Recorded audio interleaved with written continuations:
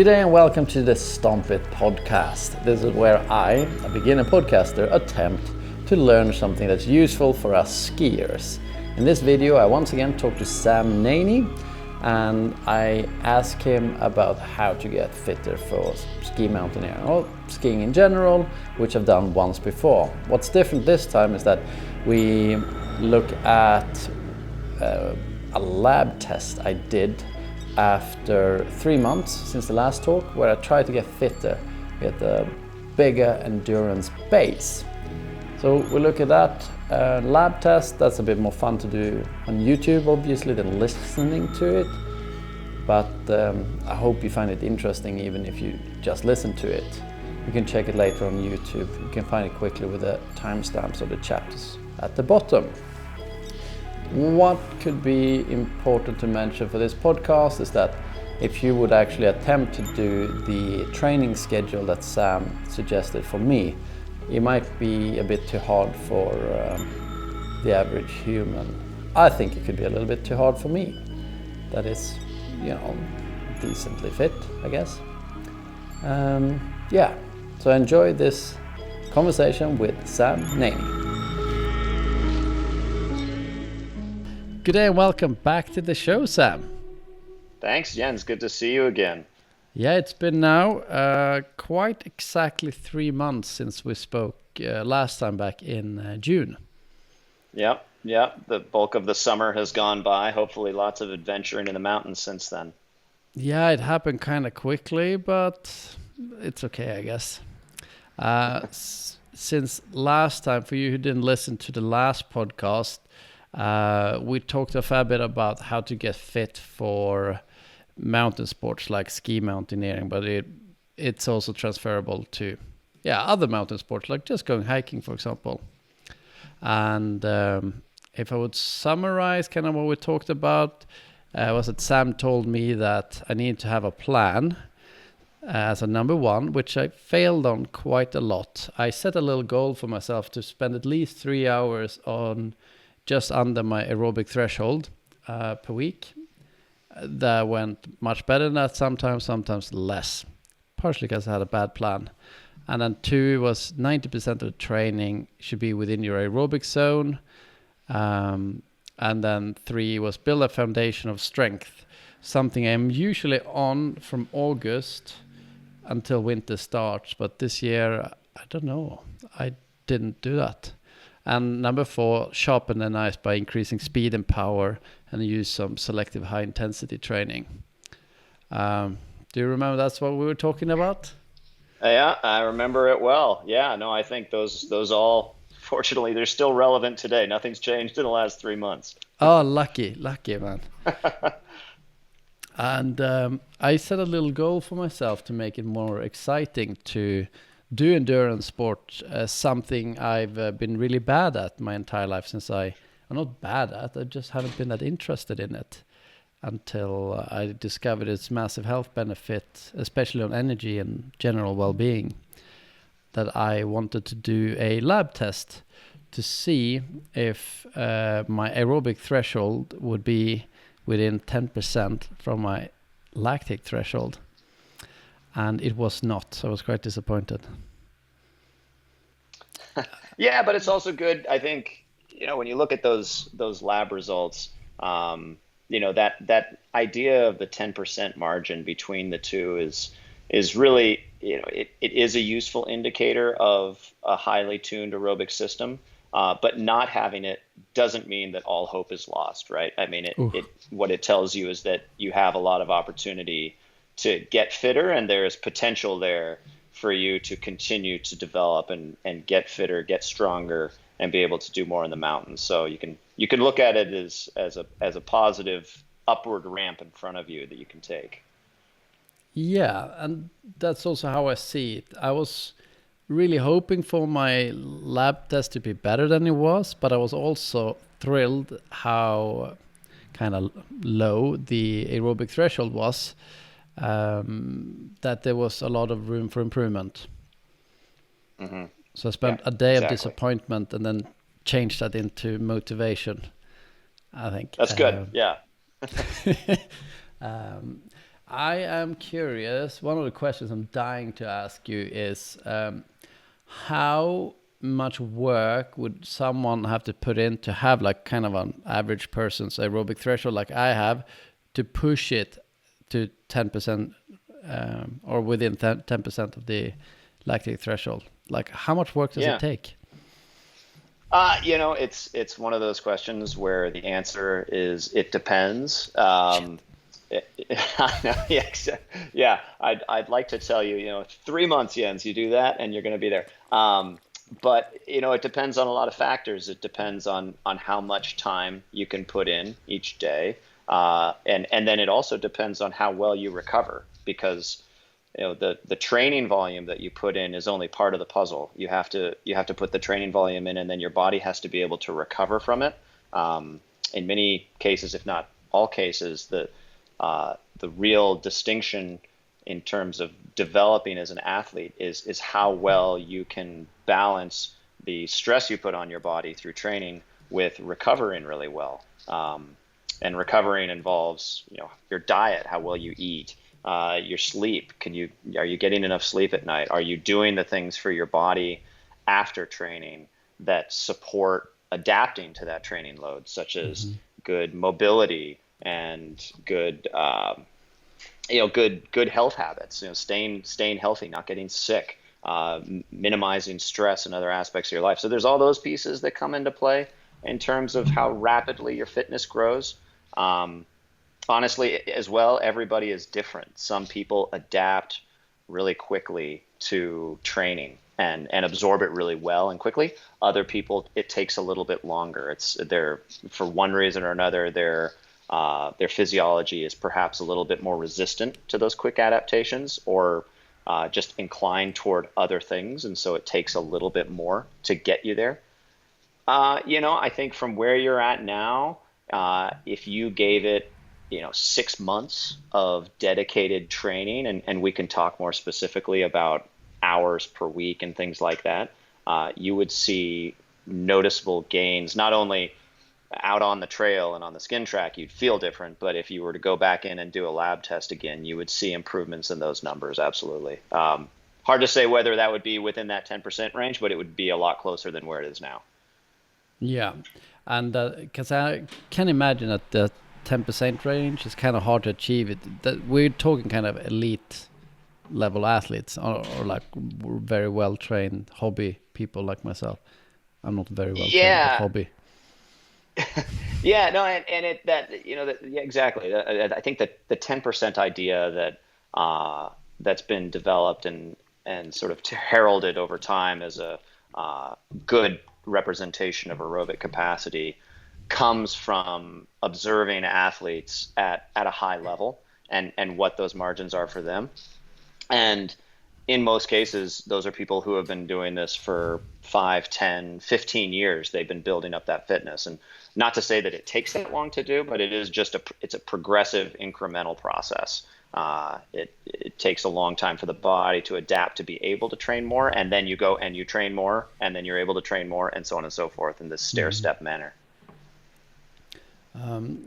For people who haven't quite listened or watched the last video, could you briefly explain why do you want to have a high aerobic threshold? Yeah, it's a great question. So basically, when we're trying to do any sort of activity that we would consider to be an endurance activity with regard to aerobic fitness, we're really talking about anything that's going to last longer than several minutes. Anything less than 3 to 4 minutes, we can rely pretty heavily on what we call our anaerobic capacity. That is our ability to put forth a high effort, not relying on oxygen, basically. So there are systems in our body that can operate anaerobically, that is without oxygen. But that's really only in a very short time frame. And even in that 3 to 4 minute range, we have to use oxygen, right? You can't hold your breath for that long. You have to, take in oxygen to be able to fuel. But particularly when we get over 4 minutes, into 30 minutes, an hour, and then obviously so on and so forth, it gets even more so. We rely on these systems in our body that utilize oxygen and burn fat as fuel. And those are part of our aerobic system of energy, and how we metabolize energy to turn it into fuel. So essentially, the better our bodies can take in oxygen and use it, and therefore burn fat as a fuel, the longer we're to go. And in conjunction with that, when that system is working really well, when we have a really robust aerobic system, we're also able to be moving faster at those efforts. And so most of your listeners can probably remember a time, either recently or sometime in the past, when they maybe didn't have that strongly developed aerobic system, and they would go out and try to exercise at a low intensity, and you have to move pretty slow, right? I mean, you can't maintain an aerobic effort, keep a low heart rate and move very fast. But also perhaps some of your listeners are now at the point where they have a good aerobic system and they can move at a pretty good clip. You can move uphill, fast hiking or even running, and still maintain an aerobic heart rate, because you develop what's known as economy. Just like in a car, you can use less fuel to go farther and faster. So that's what we're trying to achieve with developing an aerobic, a good aerobic system, a high aerobic threshold. So we can work, we can go faster, we can do more work, while still relying on the same fuel composition. Yeah, and that's where I put a little goal for myself for the coming winter, and it's starting to look doable. And it's just to do 1,000 meters of ski touring within 2 hours at the aerobic threshold. Which I find important, just so I don't need to recover too much and can shred it good, and then do it again the next day. And on Sunday, so 2 days ago, on what was that, October 10th, we had gotten some snow like a week ago, and I got to do my first little mountaineering thing for the season, or since the 4,000 meter project back in June. Did a 1,200 vert, and it felt really easy. And for the first half, I think we were doing about 550 vertical meters per hour at 130 to 136 beats per minute, I think. So a bit under. And I was like, damn, I'm kind of at my goal there, or slightly above it. But obviously with much less gear. The ski gear weighs quite a lot, so it would be harder to do on snow. But I was like, there's hope for this goal for this winter. Absolutely. Yeah. And it's a really good point that you made there as well, that you can see how you're getting toward your goal with movement on your feet and being able to attain a certain vertical gain per hour, but recognizing that when you want to do that ski touring, you need to adapt to the additional loads that ski touring requires. You have 1.5 kilos on each foot, basically, that you're having to drive uphill, and you've got a pack on, and you've got resistance of the snow. And so there's these different pieces when we think about training, and we think about how we need to develop a training plan to prepare you for your specific goal. You have to consider, well, what are the challenges that I'm coming up against, right? So if you're trail running uphill, that's very different in some respects than ski touring uphill. When you're ski touring, you need to think about those strength components and carrying the weight, and the movement that's a little bit different. So having all of those, being conscious of what all those pieces are, helps you develop a really good plan.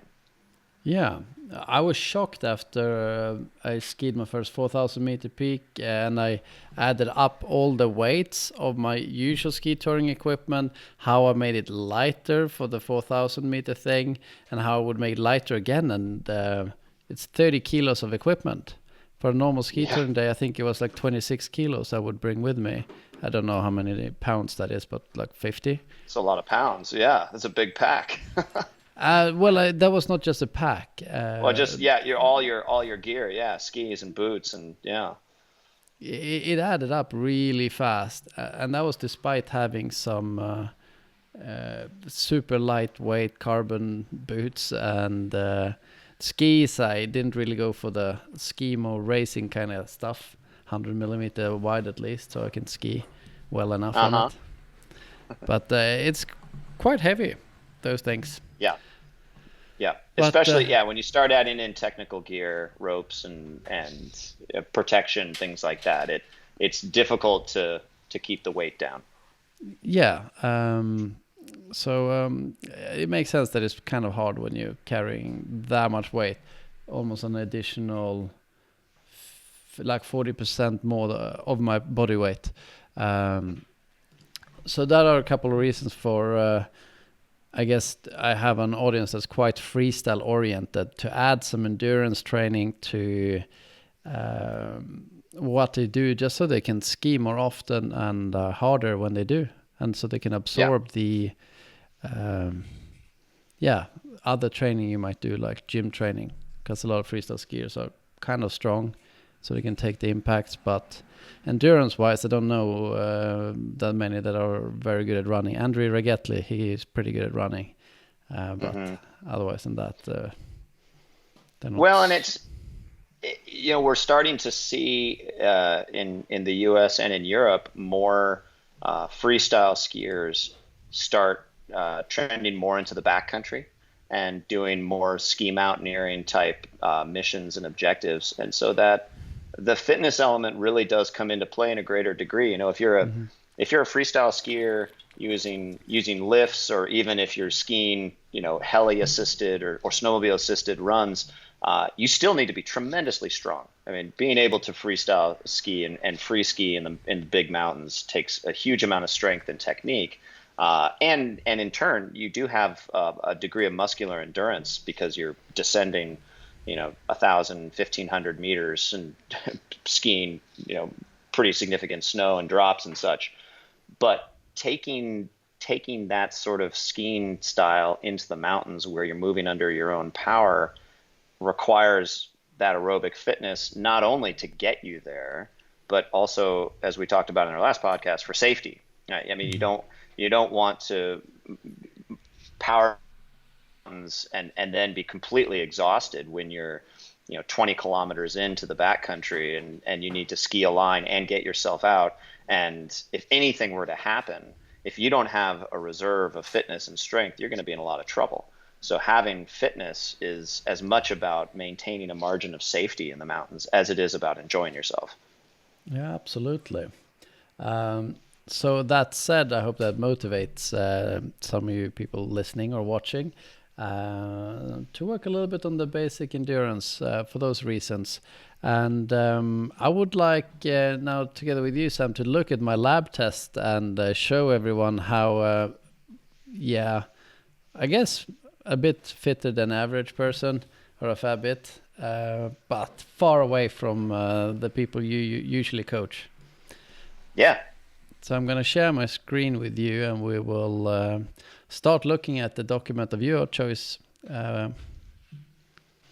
Okay, great. Okay. All right, so we're back. Okay, so this is this is part of your lab test, wherein they measured your lactate, and without getting too much in the weeds about lactate, basically what we use. Lactate is a product of what we call glycolytic metabolism. So when you're burning sugars or glycogen, which is the body's form of carbohydrate that it stores, one of the things it produces is lactate. And it used to be that we would think of lactate or lactic acid as the thing that makes us tired, right? So when you're running uphill and your legs get really heavy and they're burning, like, oh, I'm full of lactic acid, I'm getting tired. What we've come to sort of refine our knowledge of lactate is to understand that it's actually it's used as a fuel itself. So it does, a higher lactate in your blood does represent a higher level of work, because as you work harder, you're having to use more glycogen, which is a more readily available form of fuel, but it's less available than fat is. So you're going to fatigue more quickly the more glycogen you use. And again, when you burn glycogen, lactate is one of the things that sort of comes out of that process. But as we get more aerobically efficient, we can actually use lactate for fuel. So it's not entirely relevant to what we're going to talk about here, other than to know that it's good for people to understand that lactate isn't in and of itself bad, and that in fact, really efficient or economical endurance athletes are able to use lactate and basically reprocess it in their body for fuel. And we'll talk a little bit about that when we look at your test here. So I don't know if you can see my cursor. Yes, but I can. This blue line. Okay, so this blue line here, that is your lactate production. So you can see as your, and then the x-axis here is your speed. So as your speed increases, you're producing more lactate, and you can see when you get to a certain point, that lactate production really goes up. Right, it's kind of gradual here, and then this green line is meant to represent your aerobic threshold. So the lactate, as you can see, is pretty low when it hits that, and that's good, and that makes sense because, as we talked about, your aerobic threshold is really a point at which you're burning a lot of fat. So you're not burning as much carbohydrate. It's a little less than or around half fat and carbohydrate. So your lactate isn't going to be that high. But as you get beyond, as you start working harder above your lactate, or excuse me, your aerobic threshold, then you're burning more carbs. And so because you're burning more carbs, you're going to see lactate start to rise. This next line that you hit, this purple line right here, this vertical purple line, that is what's determined as your anaerobic threshold. And what we think about when we define the anaerobic threshold is basically the point at which your ability to reprocess the lactate that you're creating, to put it back into the system and burn it again as fuel, has reached a set point. So basically, if you're burning 4 units of lactate, you're able to reprocess 4 units of lactate. So it might be a hard effort, but you're not continuing to accumulate that in the blood without using it. And again, there are some things that happen as you work harder and harder, wherein your blood starts to get more acidic, and that's really what starts to create that fatigue. Your muscles can't work in an acidic environment, and lactate and these other byproducts create that acidity. So we see this line really go upward quickly, and that's, that represents you fatiguing. Your heart rate's also climbing. This red line is going steeply upward, so your heart is pumping harder. The lactate is going upward, which means you're burning more and more carbs to maintain the effort. So you're quickly on your way to fatiguing here as these lines go upward. So when we look at this and say, okay, well, Jens, where can we improve? How can you, what is going to look like better fitness? There are 2 things that I look at. One of them you've already mentioned earlier in our call. It's seeing this green line, this aerobic threshold, get closer to the purple line. So we want, and what that means is that you're able to burn fat at a higher output, right? So if this green line were to move to the right, then maybe it's at 6.6 kilometers an hour instead of 5.7 or 5.8 or so. So you're running faster and still aerobic. That's a clear sign of improvement. You can go faster for the same effort. So we want to see that. That's really beneficial for an athlete. Is that automatically going to push the lactate threshold higher as well, the purple line?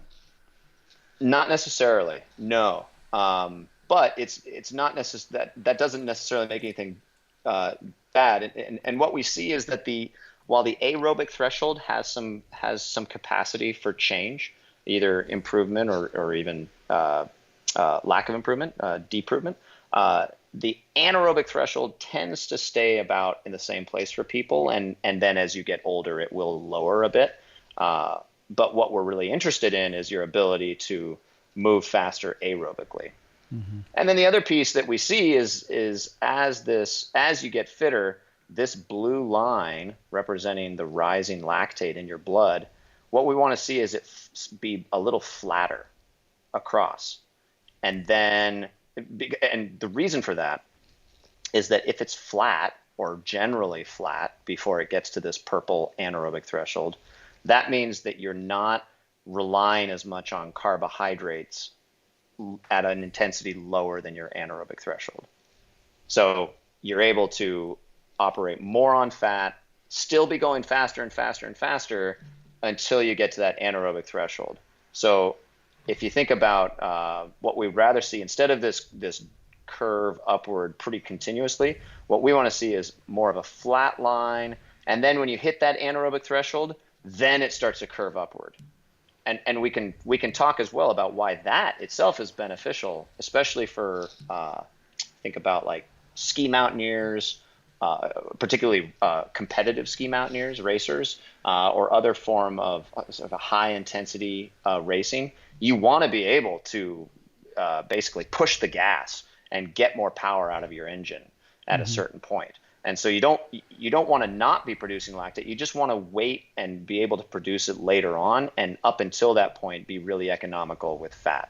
So again, just to summarize, the two things that I would want to see in terms of improvement in this graph would be your green line moving over to the right a little bit, closer to to the purple anaerobic threshold, and also in conjunction with that, see this blue line of lactate flatten out a little bit early on, and then have its upward kick a little later.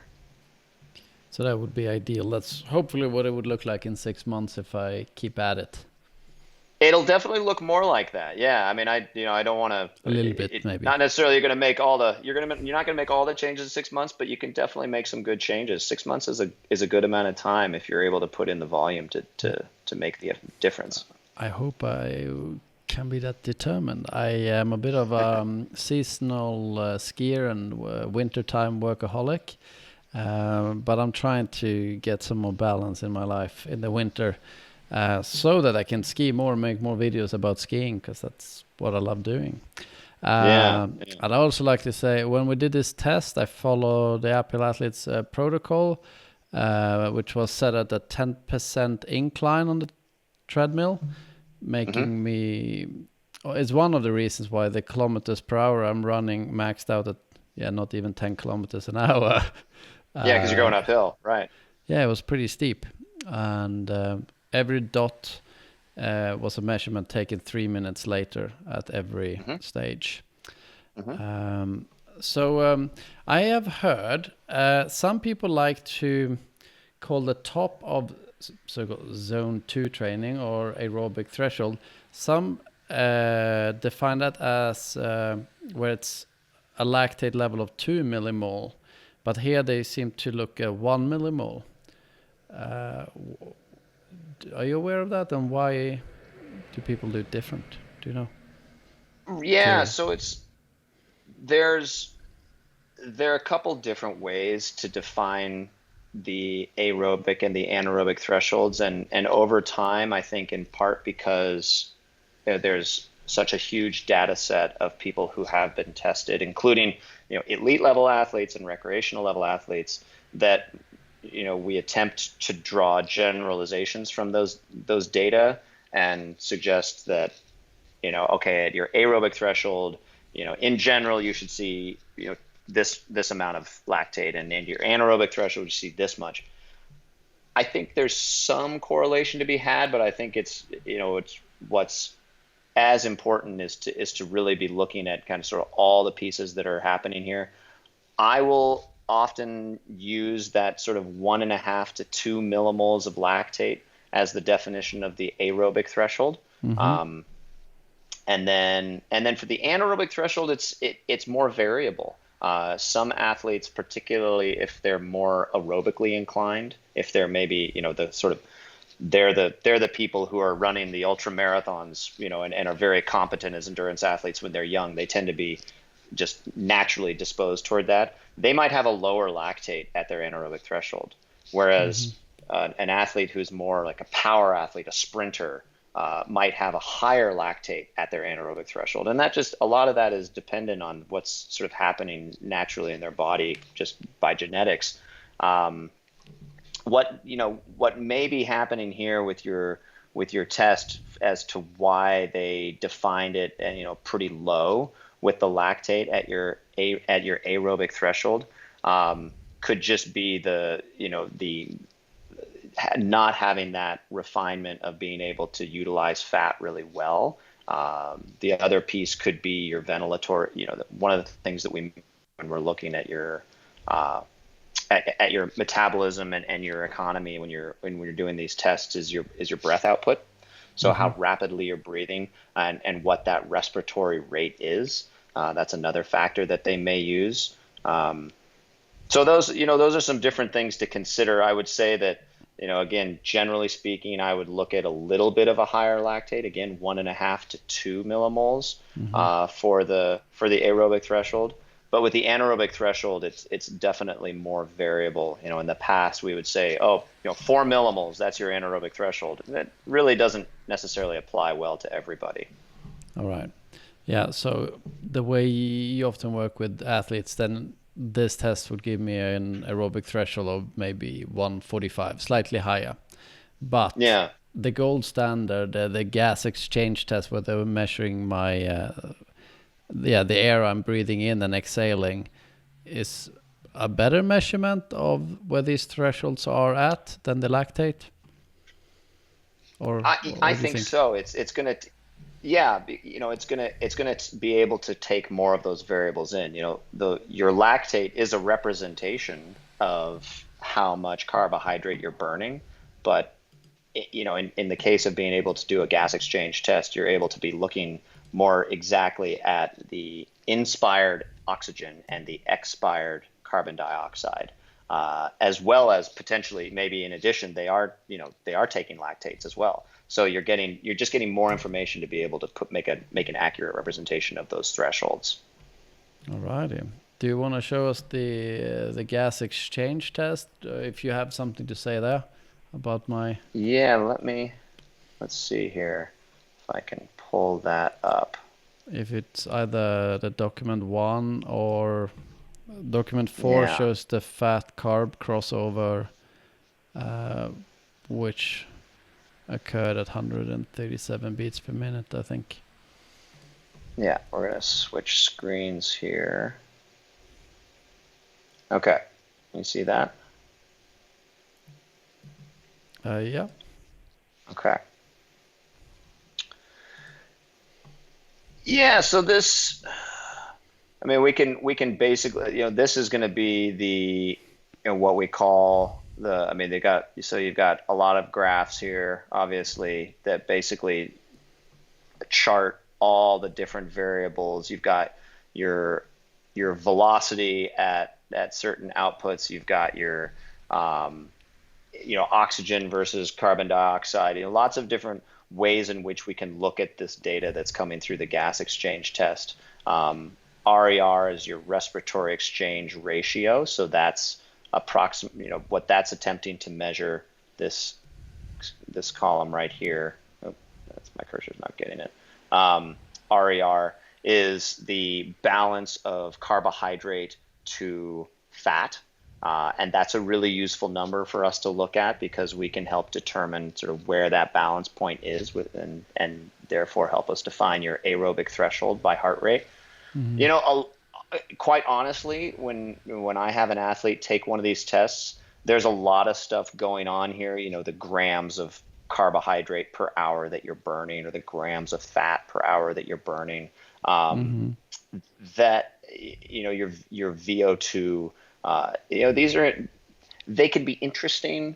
They don't necessarily inform us on sort of a ground level about what we need to do in training.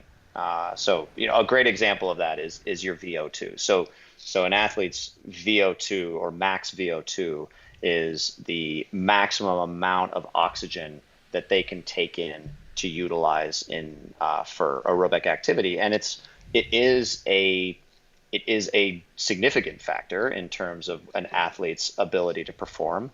And you hear VO2 numbers and stories about athletes who have remarkably high VO2s. So Bjorn Daly, who was a Norwegian cross-country skier in the 80s and 90s, had a remarkably high VO2. Kilian Jornet has a remarkably high VO2. These it definitely plays a factor. But the reason that we don't necessarily emphasize it when we're talking about how to build training is that VO2 number isn't going to be able to change remarkably over the course of training. It's a little bit like what you have in your genetics is really kind of what you're going to have. Training is going to improve it somewhat, but there's a lot more useful information that we can gather from these tests than what your max VO2 is. And that's why when we look at them, when we have athletes do these tests, what we really look at is, what it defines as your aerobic threshold. What's happening with lactate if we get that information, and then what can we do with that information to really help you get fitter aerobically. All right, just pick some pieces of the data, mention them briefly, and then maybe we should talk about how an example training we could look like for me in order to balance between those 4 points I summarized from last talk on having a plan, do enough aerobic training, some strength, and once I'm ready for it, higher intensity stuff. Okay, well, so what we can look, here's a really straightforward thing we can look at. So VT1 is known as your first ventilatory threshold 1. So that's another term for the aerobic threshold. And we can see that the heart rate is 137. Right? So that's what this test defined as your aerobic threshold. So that, if we had only that number to work with, we could do a tremendous amount of good for your fitness by simply saying, okay, Jens, your aerobic threshold today with this test is 137. So I want you to go out and do an increasing amount of work in whatever format, but ideally in something that looks like the sport you want to do. Like if you're ski touring, and it's the summertime, then you hike uphill, or actually ski tour if you're able to. Mm-hmm. Go out and do a bunch of work and don't go over 137 heart rate. It's as simple as that. And that's really, if you did that, and again, as we said, if you do that for 6 months and you try to do more volume each week and make sure that you recover periodically so you're not getting too tired over a long period of time, you're going to get fitter. It really, like, there's no secret recipe there. If we then wanted to, as I said in that previous talk, to kind of sharpen the knife piece, get maybe get a little faster, build more muscular endurance, then we could look to this other category, which is VT2, ventilatory threshold 2, or what we would term the anaerobic threshold.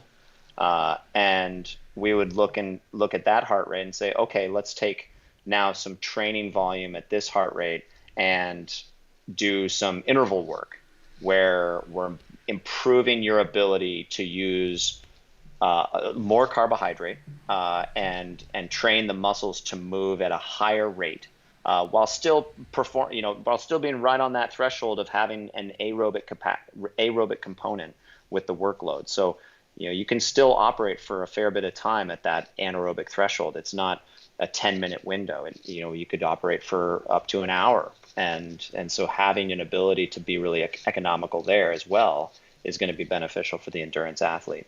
But again, I bring it back to that aerobic threshold as as if you draw one piece of information out of tests like this, that's the one to take.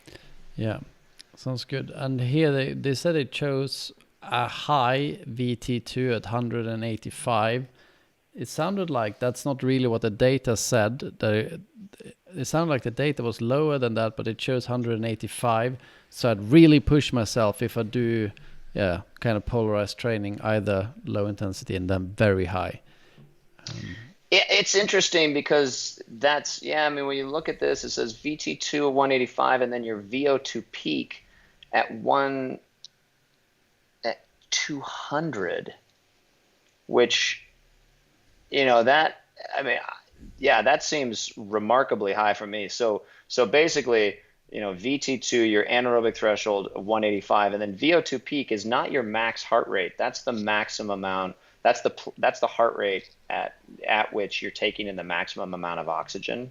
So it would be higher than your anaerobic threshold, but it wouldn't be your absolute peak. So that would suggest if your peak VO2 is 200, then your max heart rate is even higher than that. Which, I don't know. Have you ever seen a heart rate above 200? I was 201 for a short moment during this test. Yeah, so that's, it's a little interesting. I would expect to see your VT2 more in the maybe the 170s, and your VO2 peak be maybe this 185 number, and then your max heart rate, as you suggest, being around 200 or 201. So that's a little interesting for me. You know, maybe part of it is me looking at the translation, but that, yeah, it is a little bit curious. Again, I would defer back to recognizing that the greatest workload or the greatest benefit that you can get from your work is going to be operating at that lower aerobic effort to build that fitness. Yeah, and one point that I think is interesting, if one looks at VT1 on the bottom row, where they say fat gram per hour, and then I think it's carbohydrates, the CHO grams per hour, it's 39 and 89. There they calculated it was basically 360 calories per hour from fat, and 360 calories per hour from basically carbs. That is 50-50 carbs and fat. Yep. And that's and we'll look at that oftentimes as another way to define the aerobic threshold is what we'd call the crossover point. So the point at which you're burning about equal amounts fat and carbs. That can be a useful measure too. Yeah, because I've done a fair bit of reading in that training for the Apple Athlete this summer, and it's been great fun to learn more about this. So what else would you take from these tests in order to inform yourself on what I need to train? Honestly, what we've talked about are the main pieces. All right. That would be, it's fun. It's interesting to be able to do these gas exchange tests, and they give you a tremendous amount of data, and you can spend a lot of time looking through it, and much of it can be helpful. But again, it really comes down to the type of work you need to do is not complicated. It's pretty straightforward. You go out and you do more volume at your aerobic threshold, and you're going to get fitter. So easy. I know, exactly. Oh, now you just have to go do it. Yeah, well, we'll overlay on the video the rest of the document. You get a ton of numbers, which feels good, though, when you spend $300, euro, francs, approximately, for one of these tests. I think it was worth it. It was fun. It was hard work. So if we would suggest, I am curious how you would suggest me to structure a week where I find enough low endurance type training and strength, mostly. That seems to be the most important two pieces.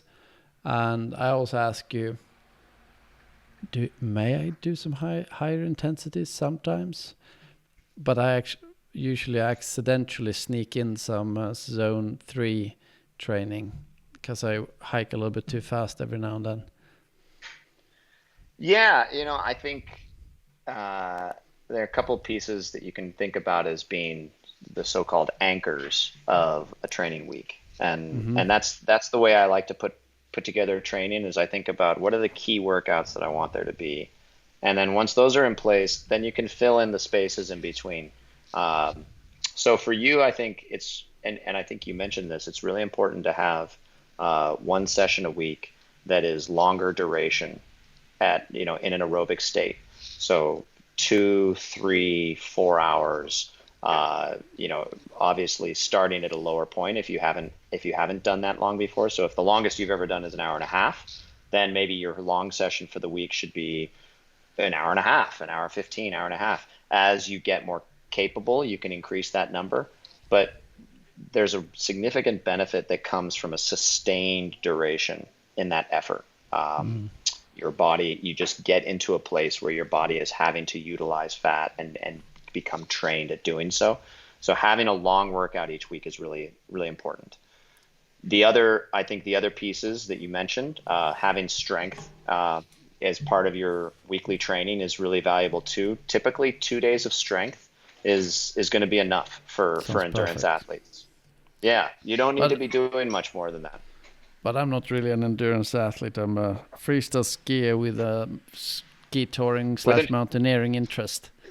There you go. Well, that's all right too. So straight, and that's a good point. Like, if you are doing something that's less endurance oriented and more, if you're riding lifts and mostly skiing in the form of descending, then doing 3 days a week of strength might be more beneficial, because you're really relying on the strength of, the muscular endurance and the power in your muscles to do that work.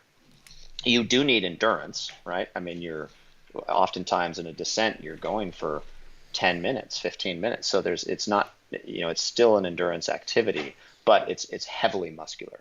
And so maybe 3 days a week of strength would be more beneficial there.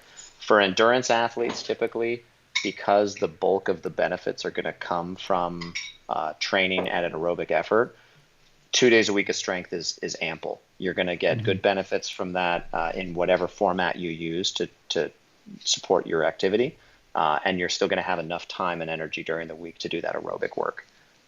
Yeah, that I can stand behind. That's close to exactly what I'm kind of, before this talk, been wanting to get into. 2 times strength, one long thing, and that's going to be easy soon when there's snow. Just go for a ski tour. Go for a ski tour. Yeah. A few hours, which I love doing on like Sundays. It's a wonderful thing to do. But the question is, should I try to sprinkle in a little bit of like little morning run before work to get in some more low intensity? Yeah. Exactly. So that's where that, so if we think about, those quality sessions, the long day, the 2 strength sessions, then you still have, at least 4 other days, and maybe even some additional time during those strength session days where you can get some low intensity work done. And that's where you can really start to fill it out with as much time as you have available and as much time as your energy allows. So perhaps here's an example week. Monday, if you're going to ski tour on Sunday or do a big long day on Sunday, maybe Monday is off. You don't do anything that day. Or maybe you do some stretching, some yoga, some light mobility. It's more of a recovery day. Tuesday morning, you do strength. And then maybe after strength or sometime later in the afternoon, you go for a 30-minute run or a 45-minute or an hour bike ride, but it should be aerobic. So you get some strength and you get a little bit of an aerobic load. And then Wednesday, Thursday can also be days where you do aerobic activity, maybe up to an hour or more as you're able to do more volume. Keep the effort at or below that aerobic threshold and go for a run, go for a hike, go biking. But those are days to just start building that volume. Friday, you basically repeat what you did on Tuesday. You do a strength workout in the morning and you do an easy recovery type activity in the afternoon. Just kind of shake out the legs, get a little bit more aerobic load, but it's really meant to be restorative after that strength workout. Saturday can be a day, maybe as you start to build volume, Saturday is a day where you do add some form of, maybe it's intensity, maybe it's something more oriented towards speed. We use things like hill sprints, short 10-second bursts on a steep hill to add some power in the muscles, some explosiveness. But you could also have it as a day where you just do a little bit more aerobic load, another hour bike ride, hour hike. And then you get to Sunday again, that's your long day. You're out in the mountains for 3 to 4 hours. And then you start it all again. Monday is off. And maybe do that for 3 weeks in a row and gradually increase the volume of those aerobic sessions each week. And then in the 4th week, scale all the volume back. Take 40% of that volume away and have a really easy week. Let your body recover. Let your mind recover, because you'll have been spending a lot of time thinking about training and doing things. So it's nice to have a week where you just relax a little bit and don't worry about it. And then you can start that process over. Do another 3 week, and maybe you start adding some different pieces. You change your strength a little bit. Maybe do add a piece of intensity into the week.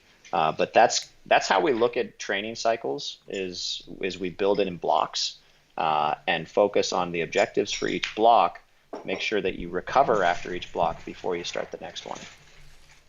Yeah, we talked about that in our last podcast.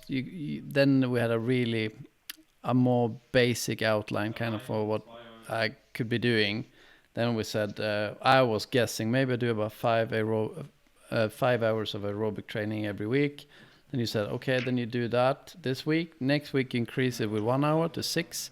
The week after that to 7. And then on the fourth week, crank it down with 40%.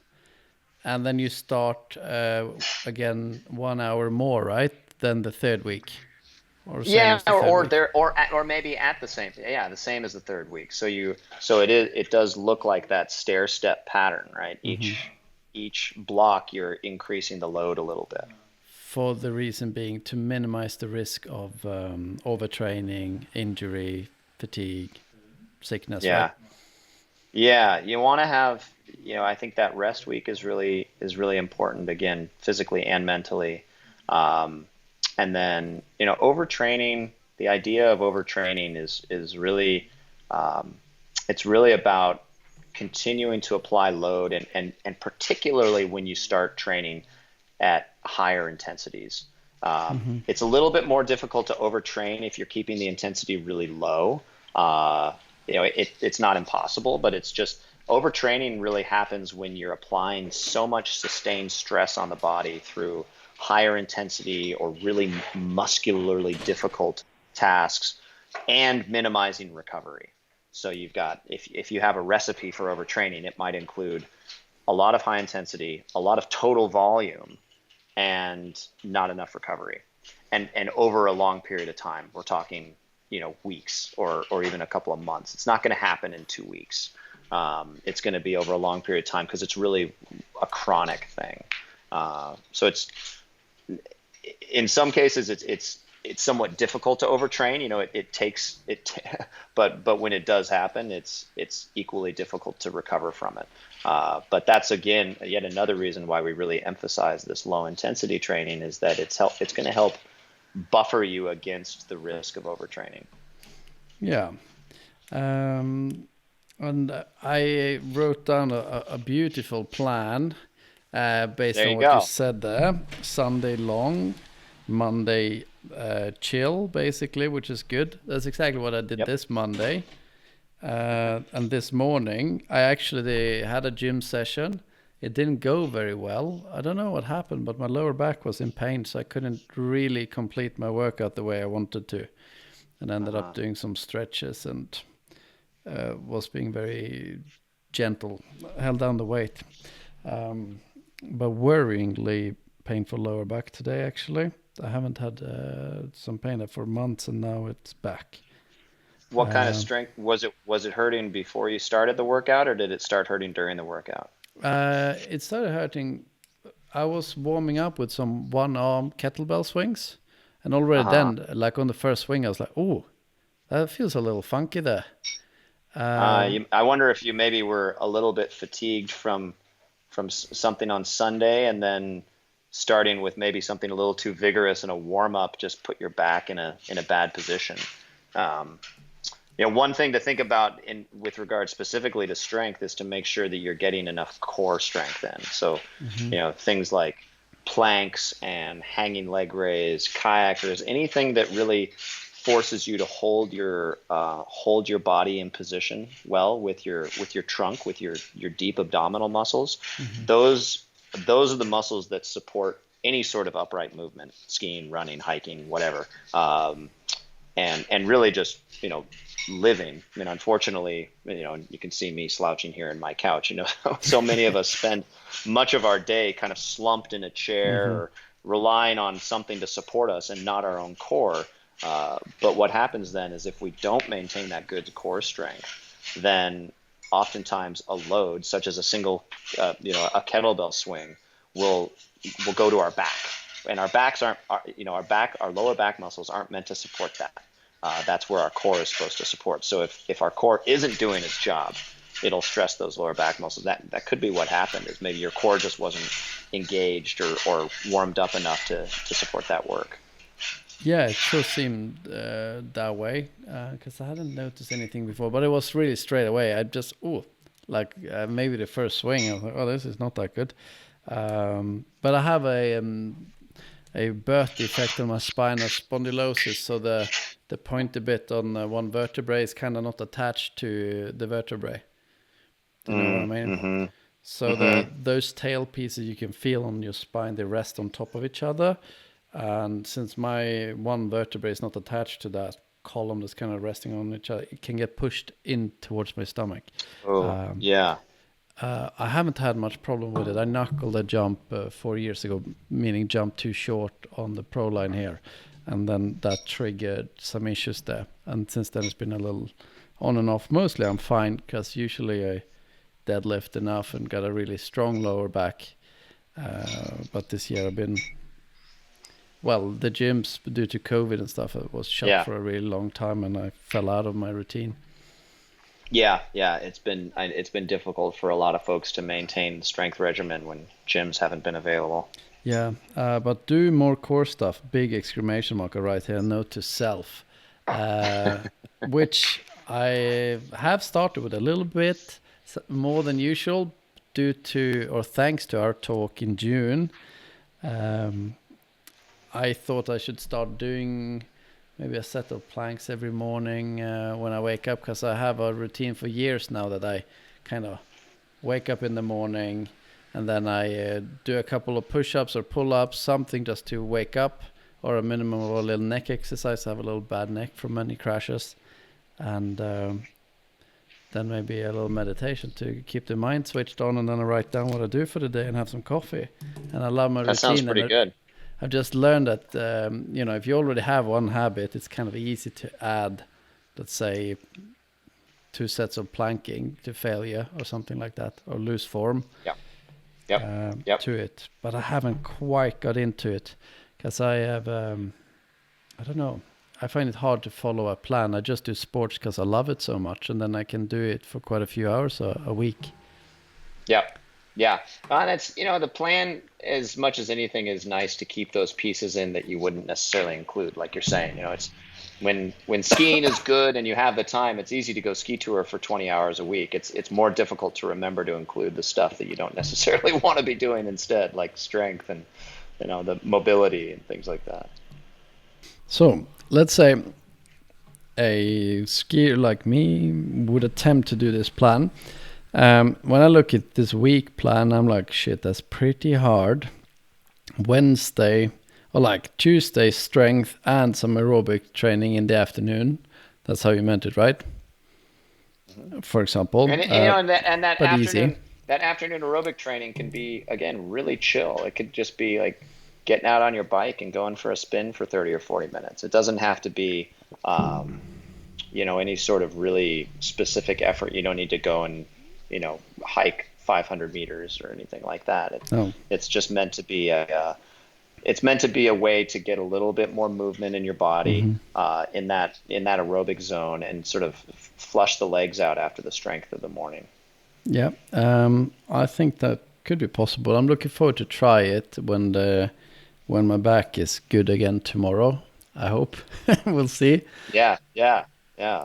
I had lunch with my physiotherapist. I wanted to see him maybe tomorrow. He said, give it a couple of days and see if you will feel fine without my interference. That's good advice. Yeah, maybe.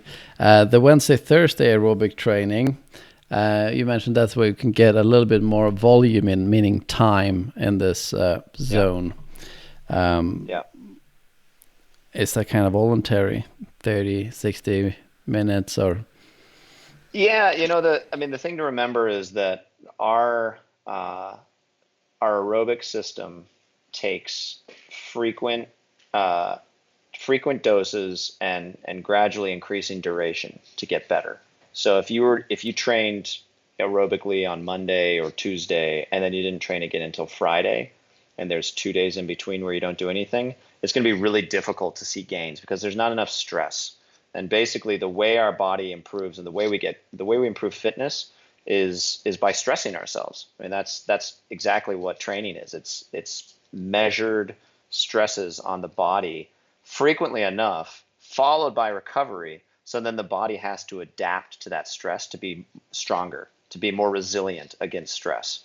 And so if we don't stress our body enough, if it's comfortable with what it's getting, it's not going to try to get stronger or fitter. So there has to be stress. We basically, you have to get tired. That's and the trick with training, and this is where, as coaches we really emphasize our role, is knowing how tired is enough, and therefore how much is too tired, right? You don't want to get too tired, because that can risk injury. It can risk overtraining. But you do need to get somewhat tired, and that's how you improve, is by getting tired and then recovering. So that is good you bring it up, since I'm more familiar with the gym, where you don't want to hit the gym every day, because to get that, what's it called, super effect, that graph where... Super compensation, right. Where you maybe after gym session, 3 days after, you're going to be stronger than you were 3 days ago. And if you hit it again, you'll get stronger. So with the aerobic training, we have to do it almost every day, or is every 2 days okay? Or ideally you're doing something almost every day. Yeah. Mm-hmm. And that's a good point. With the gym and resistance training and lifting weights, you don't want to do that every day, because the load is much higher, right? So when you go for a run, it's a lower resistance load, and you can, as long as you keep the effort, the aerobic effort appropriate, you can do that pretty frequently. If you go into a gym and you're lifting big weights, that's a tremendous amount of load on those working muscles, and they can't do that every day. You just won't have. It's hard to have the capacity to do that. That's why you do have, some people have a legs day and then an upper body day, or you do only a couple of days a week with rest in between. So it is about knowing basically what is the maximum amount of training that the given system you're working in can absorb, and then how much recovery does it need before you can do it again.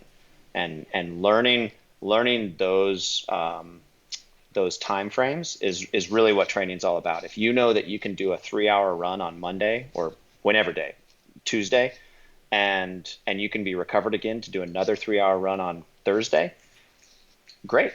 Do that. It's about observing what your recovery requires. Elite level ultra runners do, or marathoners do a tremendous amount more volume than us everyday normal people, because their body can handle it. They can do a lot more, and they know how much they can do before they need to recover. So it's very individual. It's about knowing what your capacity is. Yeah.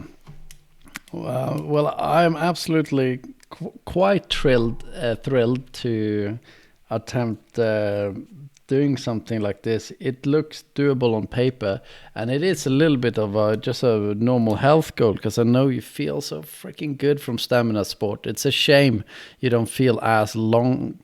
I feel like gym work makes you feel good for that day after, but I feel like the stamina I've been doing over the last 2 years has risen to like the baseline happiness and energy in a way that gym work hasn't quite done in the past for me, I think. Yeah. They're both really helpful. I think and I can't, fully go into it in terms of understanding, but I think it's fair to say that there are aspects of sort of your overall well-being and health that are really well tended to with aerobic training. Resistance training and strength in the gym also offers a lot, but I think that sustained daily or near daily effort at an aerobic level is tremendous for your health. Yeah. When done, in moderation. Like if you start doing a lot of volume, it might be beneficial from a high level performance standpoint, but maybe it does start to get a little questionable in terms of just general good health. But I think just maintaining a good aerobic fitness is very good for you. Yeah, it is. From the last podcast, we talked a little bit about you inspired me on doing a bit more planking core stuff that I'm not such a fan of, and single leg stuff, something I've been doing but not so much. So today I was doing barbell box, or standing up on a box. Yeah. I'm not sure exactly. Yeah. I was enjoying it. Just looking at my knee, like you stayed nice and aligned with my toes there, and felt good, but I didn't do as much as I wanted to due to that sore back today. Well, take it easy on that. Would you recommend for people, if they would ever want to follow a plan similar to this, or maybe easier if they train less, to pre-plan it out ahead in something like Training Peaks or any other software? Yeah, I think it's really helpful to lay out a plan in advance. Um, I think starting with what your goal is, and having a goal, and a goal doesn't have to be a race. A goal doesn't have to be, a mountain that you're climbing. It could be like what you said. I have a goal of skiing 1,500 meters of skinning in 2 hours. That's a great goal. So defining it, and then working, and ideally sort of naming a point, or time frame somewhere in the future where you'd like to attain that goal. And then working backward from there and saying, okay, what do I need to do to get to there? And that's how you can start laying out your plan. Lay it out first in what we call the macro cycle, the long-term time frame, and then working down into those smaller chunks, what we call the micro cycle, week by week. What are you going to do to get to that goal? But I think having it in advance is really, really beneficial. Yeah. I believe that to be true. So I should totally do that on Training Peaks. Try laying out more or less exactly what you've proposed here, and see if I can do it for, say, 1 week at first, and then see if I can absorb it, because occasionally I get a bit too fatigued from what I'm doing, and that hurts my work productivity, which annoys me. So I'm gonna try doing that, and then I have a question for my own personal thing on the different zones. So I use one of these Garmin's, and having anchored my zones, the top of my lactate threshold and the aerobic. Mm-hmm. There are so many different ways of doing it. What I've been reading in the training for the uphill athletes, you can have a recovery zone, then like aerobic, easy, and then the next one would be the top of that ends at the aerobic threshold. I just don't know how to set it up. So it makes sense. Should I remove the recovery zone so it starts on zone 1 as this easy kind of running, and then zone 2 is at the end of the actual zone 2, as we have defined it at 137 for me personally? What do you think? Yeah, that's how I would do it. For my athletes, I'll just give them 4 zones. It makes it pretty simple. So zone 1, and I'm looking at your zone chart here that you sent me. So zone 1 would be about, as you put it, 110 to mid 120s, and that's your recovery zone. That's that could be the zone that you work in after that strength workout. When you do an easy effort afterward, you're in zone 1. Zone 2 is that's sort of your focused aerobic training zone, and the top of zone 2 is your aerobic threshold, and that's where you're going to want to spend the majority of your time, is in that zone. Zone 3 is your anaerobic threshold zone, so between aerobic and anaerobic threshold, and we don't tend to spend a lot of time in there. If you're going to spend time in zone 3, you really want it to be at the upper end of zone 3 in the form of intensity training, where you're getting sort of focused effort. You're able to be moving faster, using more power, and up near that anaerobic threshold. So you're getting the benefits of the muscular endurance and of the economy of movement there. And then zone 4 is anything above your anaerobic threshold. And zone 4 is really reserved for high intensity intervals. If you're wanting to improve your anaerobic capacity, your ability to utilize glycogen to go really fast and powerfully.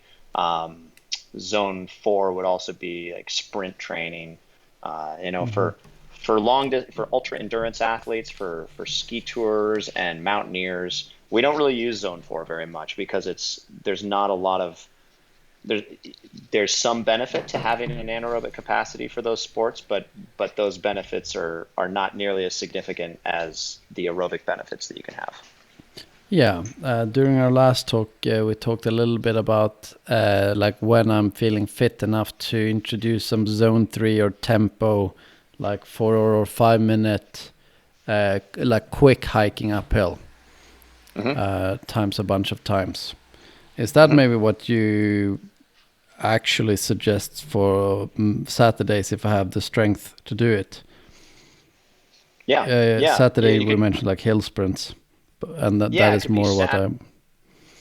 Yeah, exactly. You could do it Saturday. You could also try doing it maybe on Thursday. So it might be a little bit playing it by ear. If you did it on Saturday, then you'll want to, judge how you feel for Sunday's long day.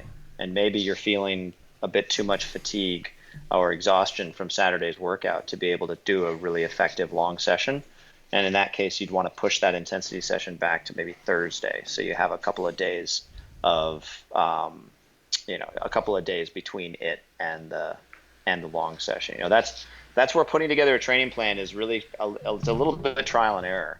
You have to see what works for you, what works with your schedule, how well you recover from things. And and as coaches, what we do is really, try to put something out there that we think will be beneficial and work and won't get the athlete too tired, and then have good communication with the athlete, figure out how they're feeling, and oftentimes like, oh yeah, that didn't work, okay, let's move it a little bit, let's change that, let's tweak this dial and make things better. Yeah, that sounds pretty good. And back to the zones quickly, I'm kind of happy about how we changed my zones up, because before, when I had a very low kind of recovery zone, like from almost resting pulse to 110 beats per minute, it was kind of annoying, and it skewed my data. It looked like I spent so many hours in that zone, because I often track my rock climbing. When you're rock climbing, you stand around for half an hour, then you climb for 2 minutes or 10 minutes or something like that, and then stand around again. And it would be nice to maybe kind of just or is it sensible to remove that data kind of from my graphs and stuff? I think you always want to be, intentional about what you're recording. Having your monitor going and recording, a 2-hour session when you're rock climbing, when only a few minutes, or maybe 15 total minutes you're actually climbing, it isn't as relevant, because it doesn't carry the same weight that an aerobic run might. So I think it can still be useful to put, just like what we were talking about early on, like put in your training log that you climbed, and maybe which climbs you did, what their grades were, how you felt. But you don't need a heart rate for that, because there's not really an aerobic benefit that's coming from that, as much as there is just, the muscular elements, the technique elements of climbing. Yeah, so don't record it, or if I actually do record it, I love recording everything. If I do record it, just record the actual climbing minutes. Yeah, exactly. I'll buy that, because I'm messing up my data. I like nice data on both Strava, the Garmin app, and now also Training Peaks. I'm overdoing it, I think, with 3 platforms to stay on top of it. I will soon live on one of them. That's probably cool. No, that's cool. I think I covered most of the questions I have for you today.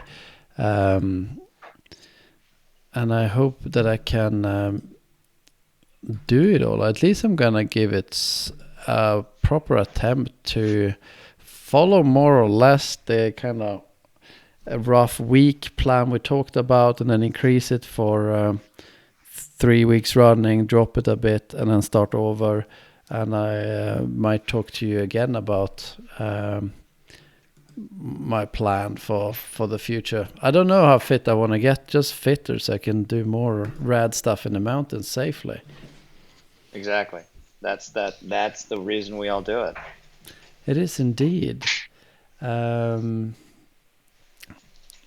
it's been great talking to you. Do we have anything else we should mention? Do you want to mention what you're doing up there in North America? Yeah, no. continuing to coach. I'm coaching both a local cross country ski team for kids 6 through 18 years old. So they're Hmm. everything from learning how to ski all the way up to competing nationally and internationally. So that's been really fun. And then my wife Allison and I also run a business called Cascade Endurance, where we offer coaching both for individuals and in sort of group formats. We host a ski mountaineering race here in the North Cascades in Washington, and really just try to provide a lot of different resources about endurance training and strength and all the different aspects of getting out in the mountains and having a good time and feeling fit doing so. Yeah, it's cool. You made some changes since last time we talked. What's the name of the race? The race is it's in a ski area called the Loop Loop. Hmm. So it's called the Loop. We've actually changed the name almost every year, but I think we're currently stuck on the Loop Randonnée race or something along those lines. But it's yeah, people can find information about it on our website. It's cascadeendurance.com. That's got Nice. links to it. How long is the race? Uh, so also we've kind of changed the format each year. Most recently, what we've offered is a 1 hour event and then a 4 hour event. So it's as many laps as you can do in those time frames. So people who are racing at the sort of high end for the 4 hour event are doing close to 10,000 vertical feet of gain. So Hmm. over 3,000. 3,000 meters Hmm. of gain. Yeah. So it's a pretty it's not very technical. It's actually incredibly non-technical. So it's really just an endurance event. It's like you skin up, you race down, you just do a bunch of laps. But it's a fun time. It's a good way to get the community together. That sounds cool. If I ever get that fit, maybe I'll come by one day and attempt something like that. I think it would be a fun video to make, to just record a bunch of me suffering and regretting myself There for you go. not having followed the Sam's plan better. Exactly. Well, I'll put a big kicker in it for you so you can show off the skills that you do build really well.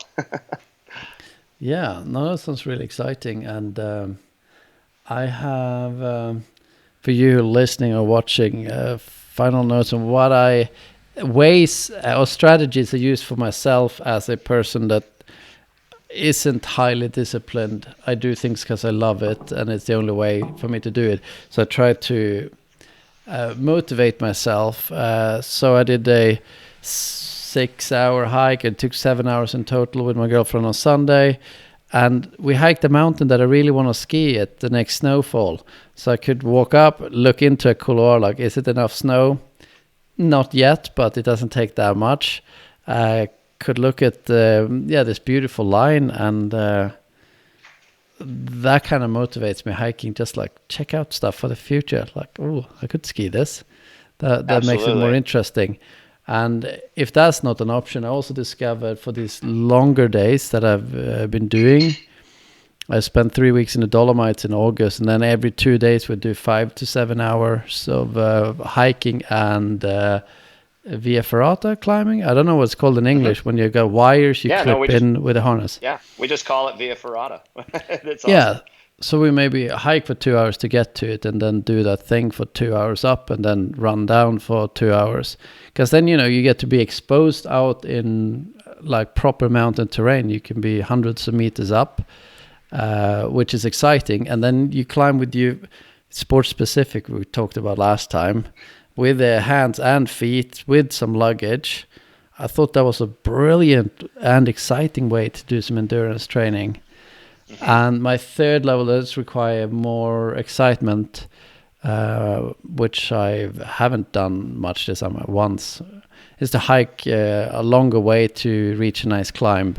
Maybe even do a nice multi-pitch up on a proper mountain. Then you get quite a lot of endurance to the climb. The climbing itself is not that endurance, because you have to move slow and safe compared to the Via Ferrata. The Via Ferrata was just sick that you smack in, or if it's safe, skip it. So that are Yeah. my 5 cents on motivating anyone who's listening that's a little bit like me. They get easily bored with endurance, kind Oh, of. that stuff's great. I mean, that's what we all do. I think that's the whole point. You want to be able to make training something that you're excited to do. And I did the exact same thing. In fact, last weekend I was out running on a ridge line, and I used my mapping app on my phone, and I would drop a pin at spots where I'd be on the ridge and look down into a couloir and think, oh, that's going to be something worth skiing, and I'll save it for later so I can come back in the winter. Yeah, so I mean, we all do that. I think that's, you want to use your fitness even when you're training to have a good time and enjoy being in the mountains. So those are great ideas.